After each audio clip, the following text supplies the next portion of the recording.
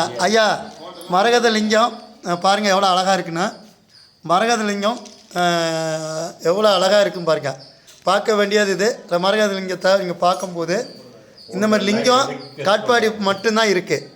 மரகத லிங்கத்தை பார்க்கும்போது ரொம்ப இது இங்கே வாரவங்க இந்த மாதிரி லிங்கம் எங்கேயுமே பார்க்க முடியாது. காட்பாடியிலேருந்து நானும் சாமி பார்க்க வந்திருக்கிறேன். அப்புறம் அம்மையாரை பாருங்கள். இப்போ அந்த ஐயா கிட்ட மலுக்கட்டாயமாக கேட்டு சாமினால் இந்த ஐயா தான் இதுக்கு மெயின்டெனன்ஸு. மலுக்கட்டாயமாக கேட்டு நான் இந்த மரகத லிங்கத்தை இவ்வளோ பெரிய லிங்கம் எங்கேயுமே கிடையாது. காரணம் என்னென்னா எல்லா பகுதியிலையும் பார்த்தா 1.25 அடி 1.5 அடி 3/4 அடி தான் மரகத லிங்கம் தான் பூஜை பண்ணுவாங்க. ஒன்று காலையில் ஒன்று உச்சகாலம், அதாவது இரவில்.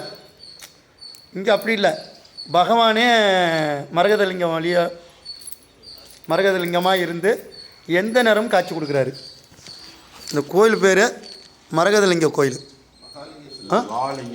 மகாலிங்கேஸ்வரர் என்னப்பா?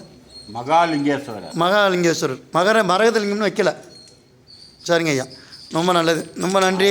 இந்த காட்பாடி பக்கம் வரவங்க இந்த மரகதன் வச்சுட்டேன்.